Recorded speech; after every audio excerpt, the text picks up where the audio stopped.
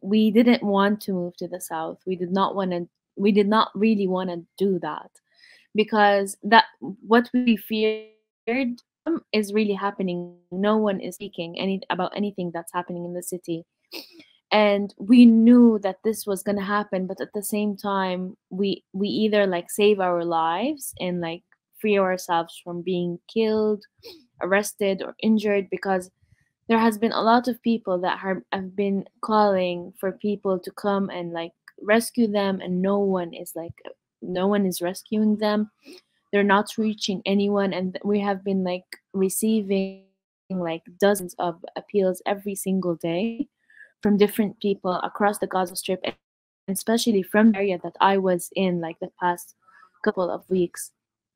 We started packing and moving at 6 a.m. on Friday. It was 6:30 when we started packing, and we did not know that this is gonna happen. Like until like the area we walk from to the tanks area, we were like standing looking at each other as like, are you sure we want to go? Are you sure we want to do that?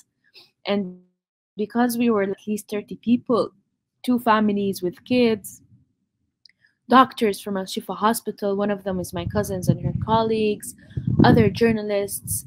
We were all like, do you know when you have a foot in like inside and a foot outside is like like it was like all of these mixed emotions. And like we started walking, and like the minute I saw this tank, like the tanks in the street, inside me, because like what's what's going on? How did this all happen? And I started like remembering like all the footage we see from the West Bank is like, are we gonna like is this happening right now in the Gaza Strip? And like everyone was terrified, and I never saw the amount of fear in people like holding their kids, being very afraid from anything, um like anything they like anyone could do. Like people would like they would like lose like they would like if you're holding something and it falls, people would not like come and pick it up because they're scared. Like they would like the Israelis would think they could did like something like that, like they're hiding something or something. So people would like put their like heads down, they would walk without looking anywhere. And like the details I saw, like the flies on these bodies, like you would know that like, okay, there's a body here, there's a lot of flies, and these are decomposed bodies. Like some people were trying to use blankets and covering these bodies, and like they were telling me, don't press, there's a body, killed body here. And I was like terrified. Where But the whole area is like bodies covered with blankets. And then on the other side, I found like four or five literally having selfies, like pausing, like with their guns, and like laughing and pausing, and like like we were the background of their picture. Very humiliating and dehumanizing. Like, and like I never thought I would ever go through this, and all the time I was very terrified that they would see me, see one of my friends, my colleagues, because we're all journalists. They have been like they literally like published a list of journalists they want to assassinate. Like, and like we were terrified because we were not we did not even go out with our press jackets, because that's like, oh my god, no, we won't do that. And we left all our press jackets, our helmets in Gaza. So now we're not even working because we don't have like the safety equipment. And it was very overwhelming, and like people walking, elderly people, patients, people like patients in Al Shifa Hospital.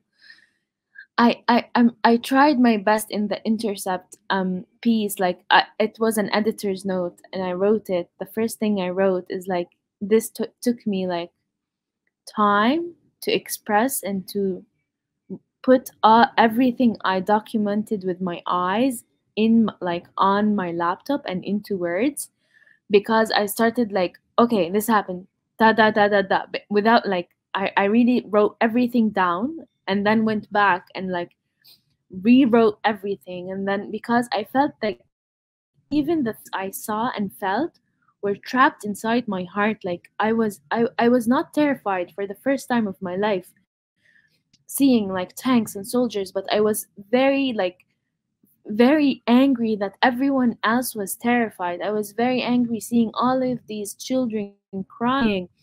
Like like one of the girls, who she was like maybe a 5 or 6 year old girl, she was wearing her slipper, and suddenly like she lost her slipper when she was walking, and she wanted to come back and wear it, and her father told her, no, don't wear it, just keep walking. And like they were terrified, like holding these flags, like their IDs, and like it was very humiliating to see my people walking with everyone. Like everyone was like, استغفروا, read some verses of Quran, and like everyone was terrified. And the minute I saw this naked guy, and like them calling this baby, maybe he's a 3 year old or a 4 year old, he was like, they called him without his father. The boy was terrified. We were all scared they would arrest the baby. But this is like a mental warfare where they want like people to feel that they're like in danger, being killed. And like people are already like, they escaped from bombings, uh, artillery shelling, live ammunition, exchange of fire. Like literally, the last day we spent, like the last couple of hours we spent in Gaza, were like horrific, horrible. Like the live ammunition did not stop for like a second. And like the thing is, like we know that artillery shelling is like spontaneous, where you don't know where these are going. And like we were standing like we witnessed the clashes, and we felt a lot of ammunition like near the door. And then we're like, okay, so they see us, there are snipers, they're stationed everywhere. Thanks for watching this video. Please subscribe to our YouTube channel, hit like, leave a comment. These engagements help us with the YouTube algorithm, and it helps us to get around Silicon Valley censorship as much as possible. It does make a difference. You can also support our journalism by going to electronicintifada.net and clicking on donate now. Thank you.